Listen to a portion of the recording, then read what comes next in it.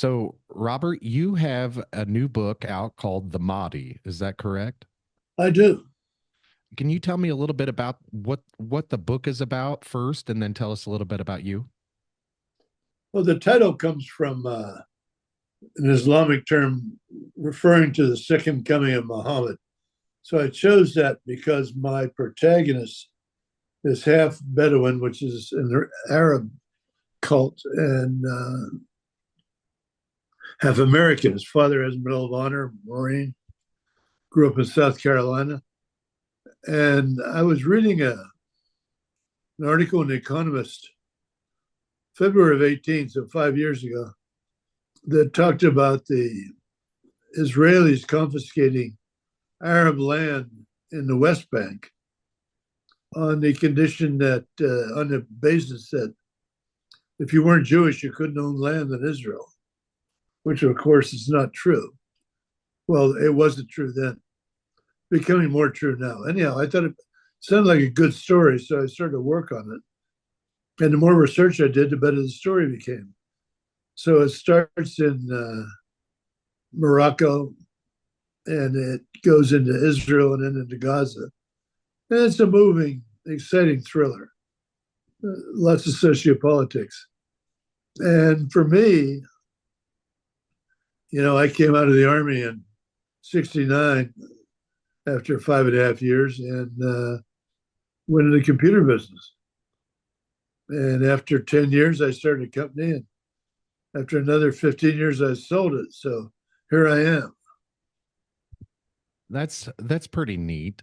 So the book it gives that kind of a look from which point of view? A point of view of somebody fighting for the West Bank or somebody fighting with the IDF? I really don't have a dog in that fight, but there is a portion of Israel, sort of represented by the ultra Orthodox right, that thinks that's the right answer and that Samaria and Judea, the West Bank and Gaza are logically part of Israel, and they should be. And there's the liberal side of Israel that says, oh, that's in violation of the rule of law, and we should just get along with each other. And I'm sort of in the middle, trying to report from a logical point of view rather than any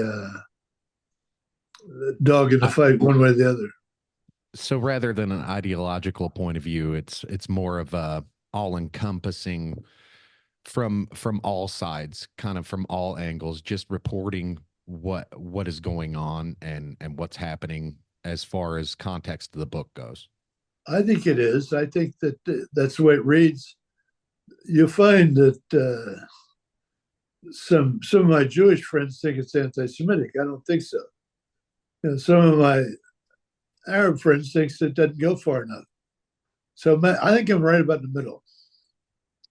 Oh, okay. So so that's kind of where I'm at is right around the middle somewhere. I don't really know enough about it to have an educated opinion on the politics of it. But like, so I've never actually I've never actually read your book, but I came across you and your management team had reached out to me and uh it had the message came across like it was on like Kamala Harris is beginning to lose support for the Muslim community with the Muslim community, and I'm I'm more on the side of let's get along type of, like you said, with the liberal view over there on how it is. Let's get along. Let's figure out a diplomatic solution. I'm with you on that. What prompted you? Did you start working on this book in 18, or was it after that? It was after that. I finished it in September of '03. So here I was with a book where everybody was going to live happily ever after, and the Saudis and the Israelis and the U.S. were going to get together and bring the Middle East to modernity. And then October 7th happened, and it all went down the tubes. I don't agree with the way Netanyahu is handling Gaza, but He didn't ask me. Yeah, that's a no. I don't think anybody asked me either. But um, I don't know. Of course, I only know what I'm hearing in the media, and I only half pay attention to that anyway. So to formulate really kind of an educated opinion on Netanyahu and his cohorts, I do know a lot of them are pro-war and hawks, as we would call them here.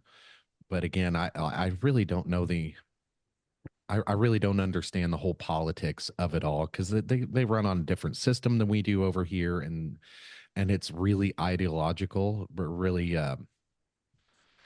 religious. And I would rather take all that stuff out, and I do understand, um, the need to retaliate after October 7th, but especially with hostages being involved.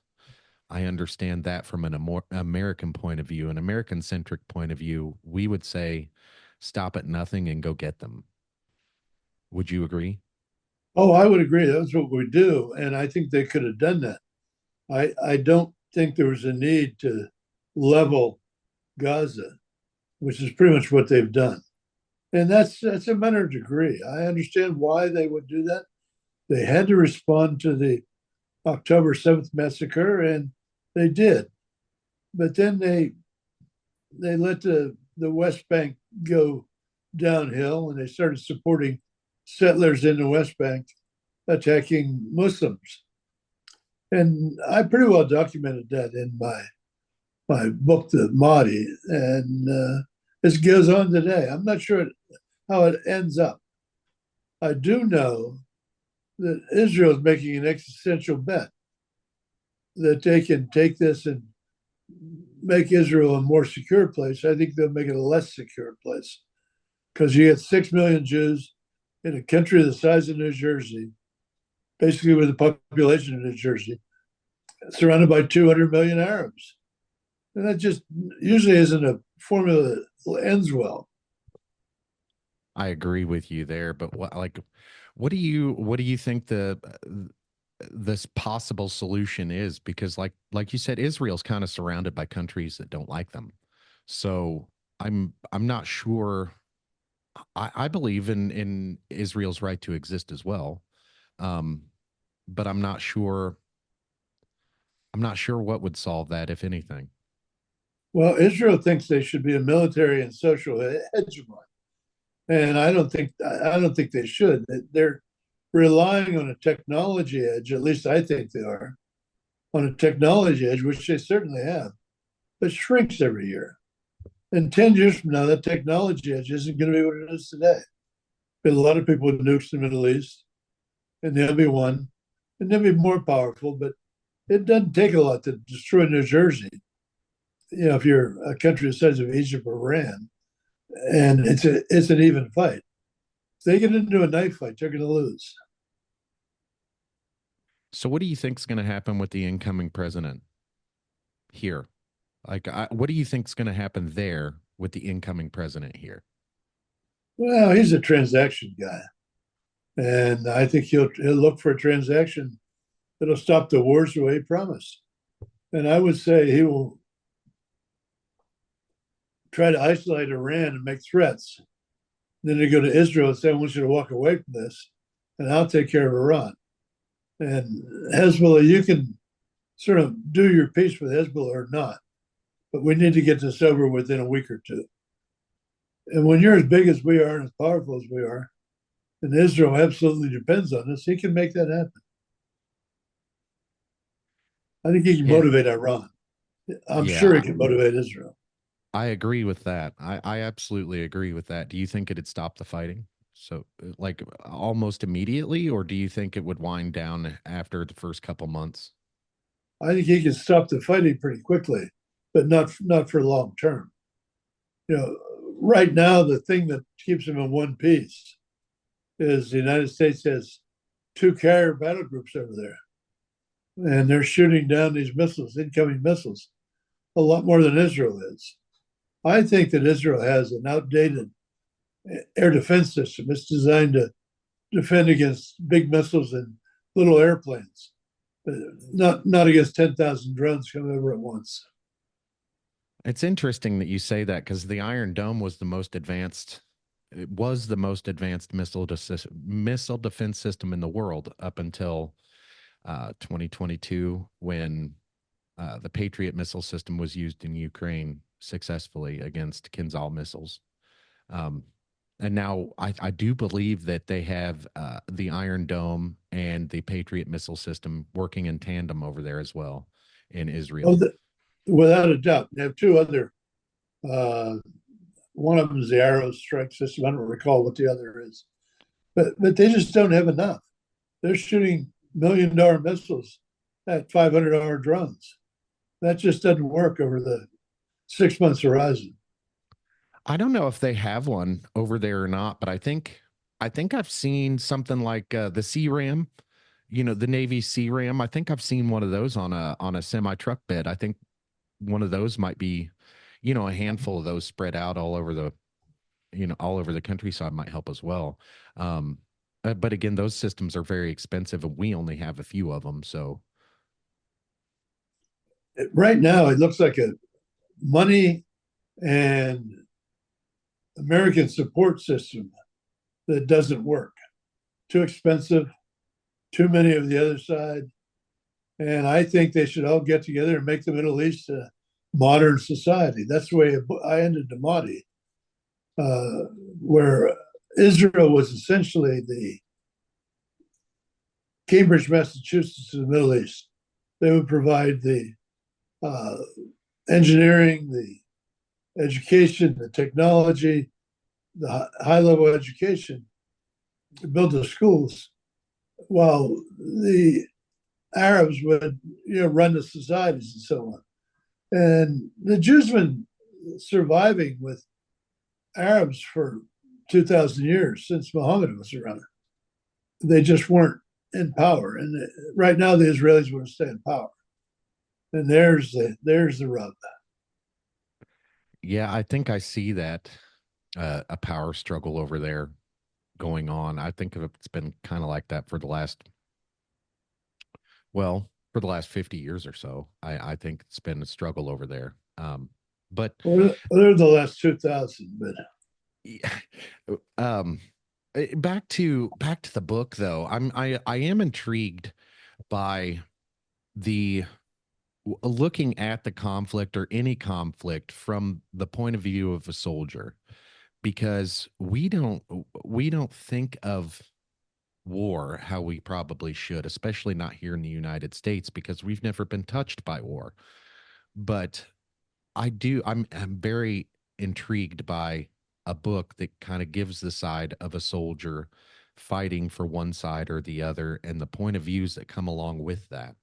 Is were you, did your service help you in writing the book? oh, sure. I did a lot of research for the book, but I knew a lot of the stuff already. The conversation about the armored personnel carriers, the technology of spalling from artillery hitting the top of an armored personnel carrier, the roof sort of spins off a whole bunch of aluminum shards that are very dangerous. A bunch of things like that I knew. But the biggest thing I think that I'm aware of that we lost, when we lost the draft, is people having been in many different parts of the world in service, having been drafted, but at least they can look around and say, whoa, these people live a lot more day to day than anybody in the United States. And this is poverty. I didn't know what poverty was until I see poverty. I watched a woman have a baby with Vietnam at the side of a rice paddy. They picked the baby up, they put it on her backpack, and she went back to work. And that's not the way it works here. But that's the way it worked there for 2,000 years. So, Yeah, yeah, I can. That's amazing. Actually, I couldn't imagine even seeing that. Really, I mean, but you kind of, if from looking at it from their lens, like they don't know any different. So for us, as being an individualistic society, we're all for ourselves, whereas you know In other parts of the world, it's more village centric. It's more, community, and I miss that about. It was like that in my childhood growing up here in the United States. We had a bigger, larger community, and it takes a village. That saying, "It takes a village to raise a child." I love that saying because it really does. It It really really does take a does. village. You know, the And Asians call it sharing the rice bowl. And if yeah, you notice, when a guy marries an Asian woman, the whole family shows up for long because there's more in that family than there is in theirs. yeah. And I think we've lost a lot with getting rid of universal conscription, getting rid of the draft. That we got a knowledge of the rest of the world from sending ground pounders out there. That's interesting that you bring that up because I've often wondered that myself if we had some sort of conscription program that everybody had to go into in high school or getting out of high school to graduate high school you have to do X amount of hours for uh, conscription service or something. Maybe not combat related, maybe humanitarian effort, stuff like that, just to see how everybody else lives, and that might help us make decisions in our day-to-day here that affect the rest of the world. And it might, if you make part of the conscription, you work in a inner city school watching the doors. You learn a lot just watching the doors. And you're not getting paid much, but you're only 18 or 19. And there are a lot of jobs you can do that don't involve winning the hearts and minds with a rifle that you can use. And the Israelis have universal conscription. They're having trouble with it right now because it's such a small country that many of their productive citizens are out driving a tank, and it's becoming a problem for them in their economy. I believe Russia has some sort of conscription like that too, where everybody does their service. I believe that's how it works over there. I'm not 100% sure, but um, yeah, I really think that some sort of so where I live, we do have a mandatory 40-hour community service requirement to graduate high school, but that's just 40 hours. That's like 10 hours a year. That's not much.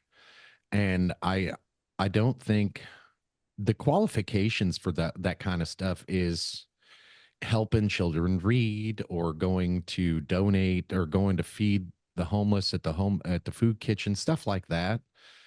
But again, I don't think we get outside of our communities to see how the rest of the world lives. And I'm very intrigued by places like North Korea and uh, Gaza, for instance. It's places like that where it isn't for anybody how it is here. And just to look around and see how different everything is, how different the government is, how different life is in other countries and other parts of the world is very,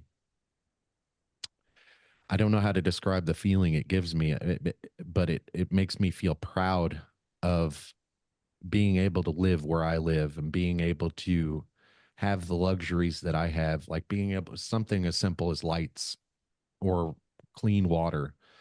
That means something now that I'm looking around and I'm seeing that. And I think some sort of mandatory conscription in high school or just after high school would definitely help out with a lot of perspectives and how lucky we are to have what we have. I agree with you. But we don't, as you say, we don't have that perspective. There's a saying that the greatest privilege in the entire world is being born a white man in the United States. And every advantage there is in the world you have. And then it gets tougher from there, but it never gets as tough for the most challenged of us as it is, as you say, in North Korea or in Gaza, where they're starving to death. Absolutely. And starving to death is sort of an understatement. I've seen some videos coming out of China in the last couple of years that are really terrifying to watch, really, because like people sucking on rocks to quell their hunger and stuff like that in China. It hurts to kind of watch that kind of stuff, and it's not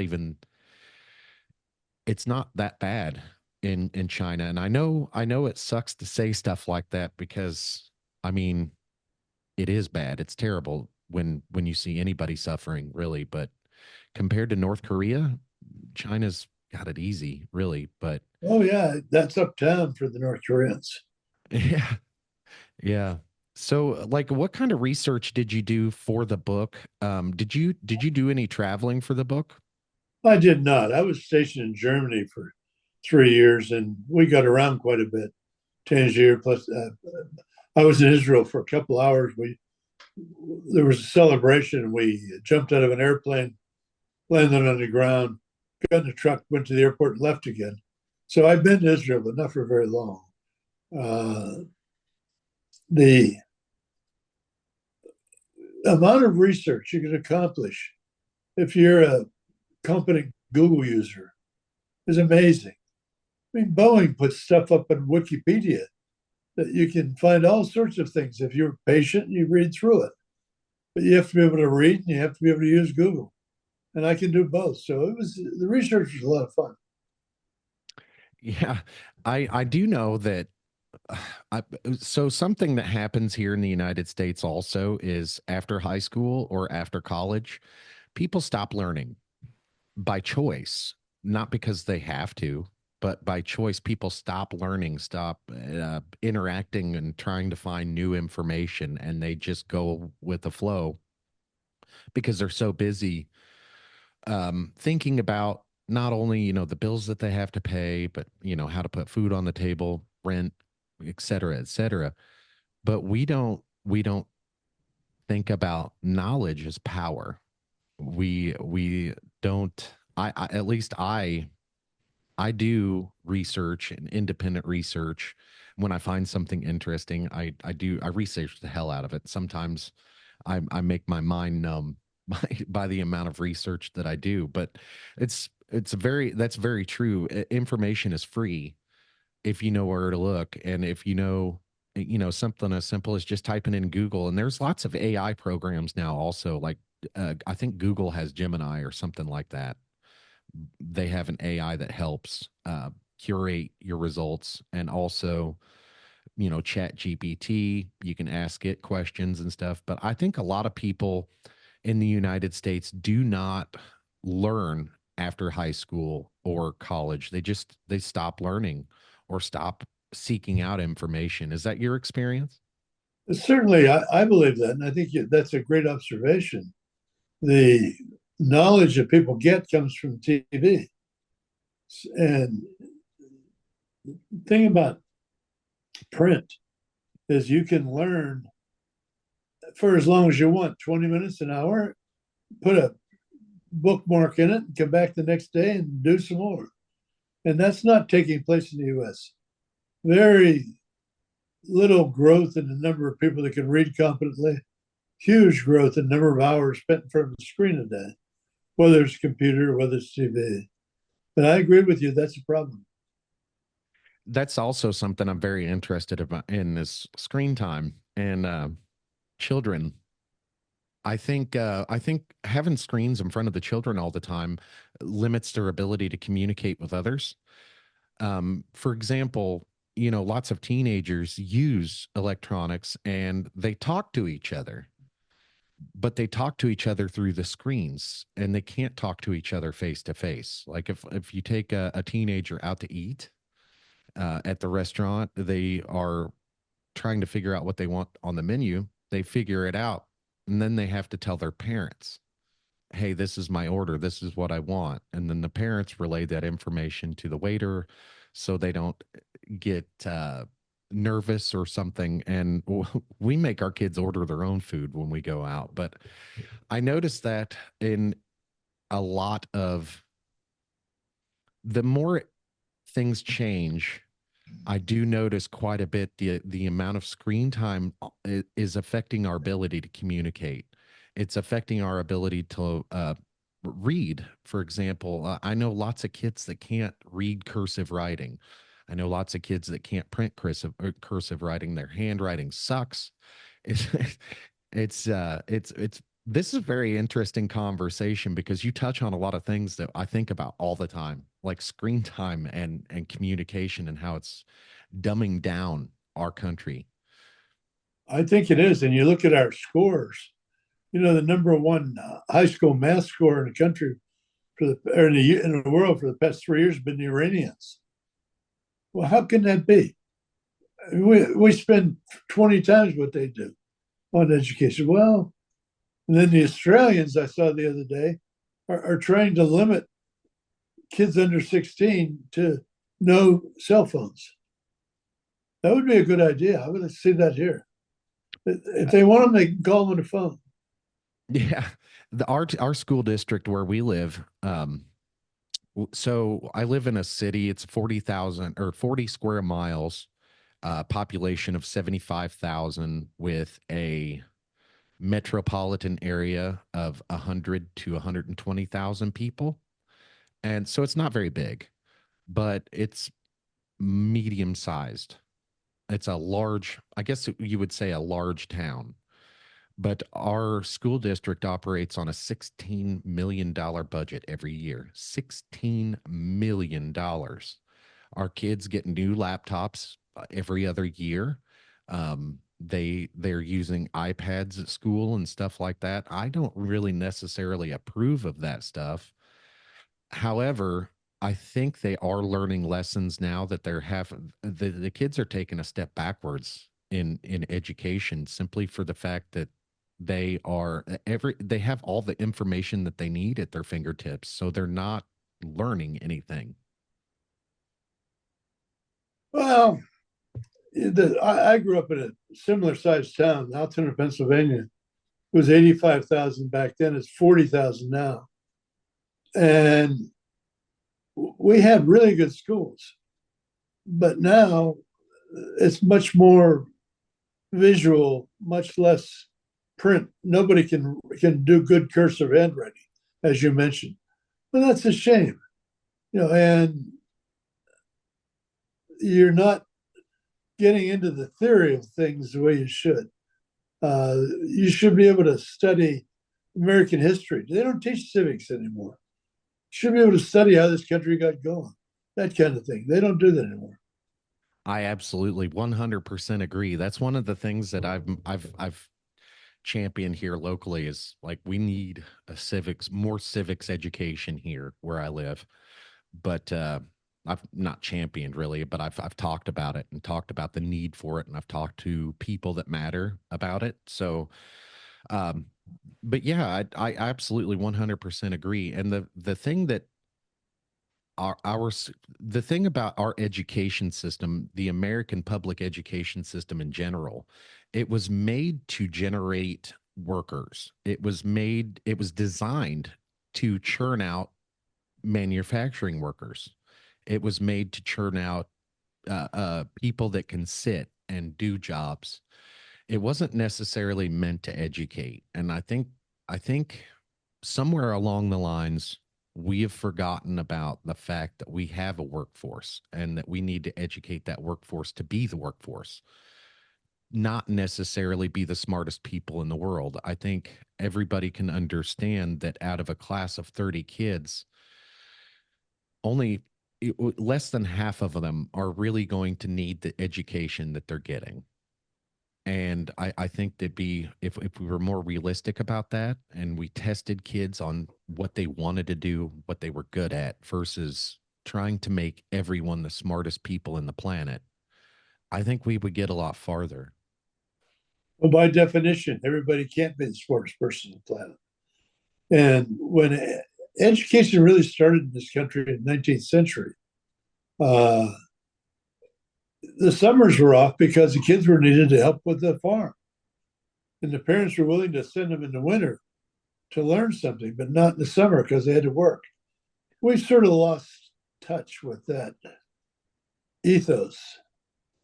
And the kids that want to go to school, well, if you don't want to go past the sixth grade, as long as you can read and write, let them go ahead.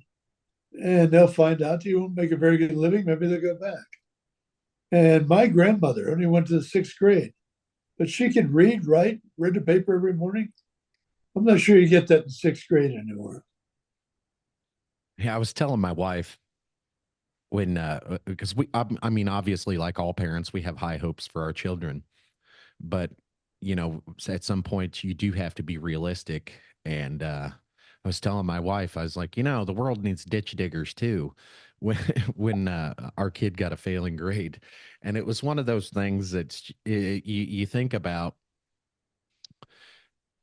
Not everybody's going to be a doctor, not everybody's going to be a lawyer, and the world does need ditch diggers, just like you know manufacturing and stuff like that. And I live in the Midwest. There's really nothing here but farms and factories. So, I mean, our public education system should be churning out people that work at farms and factories. And I don't think that's the way our public education system works anymore. And I think that we need to go back to, well, it goes back to, like mandatory conscription. After we lost the draft, we didn't have the physical education requirements started going down. And the 70s and 80s we didn't have fat school children, and we had young healthy children who were required to work out as part of their education. And we've lost that as well. We don't we For the kids that can't pass the requirements, we of of course we let them pass on anyway, and we don't make them work at it. And we've lowered the requirements so much that you can get out of a you can get out of high school and be worse off than when you started. Oh yeah, it's terrible. I believe the education system in this country is broken, and the measure of it being broken for me is fairly fundamental in math skills, reading skills, and synthesis, being able to look at a problem and figure it out. And we're not teaching that, and that's a shame because we're spending untold amounts of money on the system, well, at least on the unions. I'd rather spend it on teachers, but that's not the way it works today. What do you think? What do you think's going to happen with the public education system with the incoming administration? Well, that'll be interesting. I suspect Trump's going to try to blow it up, I think, because the federal education department doesn't do anything except pass out money. And that's not, I don't have any trouble passing out money. Making it is harder. Passing it out is pretty easy. I'm not sure. He put Linda McMahon in charge of it, or he wants to. That I think that's what his appointment was uh, for the Department of Education. But she's pretty savvy. She ran a billion dollar company for a long time. Well, multi-billion dollar company. Um, I'm not sure how that would work out, but I agree with you. The Department of Education, the federal Department of Education, is a big money suck, and Oh, there really hasn't been a point to the federal education department for at least 20 years. They haven't really done anything meaningful in the last 20 years. I don't think it came around until 1979. And look how big it is. In 50 years, Exactly. you can make something that big. Holy smokes. Exactly. And I think that's where if they could reform the Department of Education to only exist for what was intended for, I think that might be okay. But if not, I think it does need to be dissolved. And with the understanding that states aren't going to change the way things currently are, they're going to maintain and work on making things better. If there could be some kind of agreement to that, I think we could dissolve the Department of Education altogether. But again, can you depend on states to uphold their their end of the bargain? Well, that's the way the federal system is supposed to work. States' rights do most of it. And I think we had to give them a chance because right now we're just taking all that money and wrapping it in bureaucracy. And the states have to wrap up bureaucracy up themselves in order to deal with it. And you end up with a massive waste of money. I absolutely 100% agree. What is your take on the current geopolitical situation that's I know your management company reached out to me prior to the election, and I didn't have time to take that on at the time. But since the election and everything, geopolitically, we've we've got a damn mess on our hands, for a lack of a better term. What is your opinion on the geopolitical situation all over the planet right now? It's sort of ugly. The global south, which is 27 countries that used to be called emerging economies, includes China, India. They're doing a whole bunch of things and not getting a whole bunch of benefit. And we're the Western world is spending a lot of money on social welfare and equal opportunity without equal effort. And I don't think it lasts too long. But I don't have the foggiest idea how it gets resolved. Do you? I have no idea. I've been talking about it with a lot of people that I know, and the situation right now is untenable because we're really in a damned if you do, damned if you don't situation at current time. Like, so the Ukraine and Russia situation, that's going to be ugly no matter how we end it. There was no clear end at the beginning, and there's no clear end now. I don't see how Trump is going to handle that whole mess. I don't think Putin's going to strike the deal that Zelensky wants, and I don't know if Zelensky's willing to take a loss, if you will. Um, Well, I mean, Trump's got a pretty big stick. You know, that's absolutely correct. He does. same thing with Israel. He can say, "We're not going to give you anything else if you don't do what I want." And he's a transaction guy. He knows what he wants, and he knows what he has to trade with. And in either case, he'll say to Putin, "Hey, either we provide enough weapons that you lose what you have in Ukraine, or you settle with what you already have right now, which won't make Zelensky happy." I think Trump can solve that burden pretty quickly. I mean, it'll be ugly and lots of people get slaughtered in the aftermath, but it won't happen in this country, so we don't worry much about it. Uh, I don't know how they sort all this out. What is your opinion on the United States allowing Ukraine to use ATACMS missiles inside of Russia? You know, that's the kind of thing where you have to be right there and understand all the rules and all the arguments, but we shouldn't be there in the first place. What we do after that, I don't know. And the way we got there was in 2014, Obama drew a red line and said you can't take Crimea. Putin took it anyhow, and we didn't do anything. So Putin says, well, a lot of Ukrainians speak Russian. I think I'll just take the rest of it. And nobody thought, including us, that we had anything to stop them. And then the Ukrainians got their back up and fought. It's still going on 2 years later. So I don't know how we sort that out. The long range weapons, uh, Well, I I don't have an think that opinion.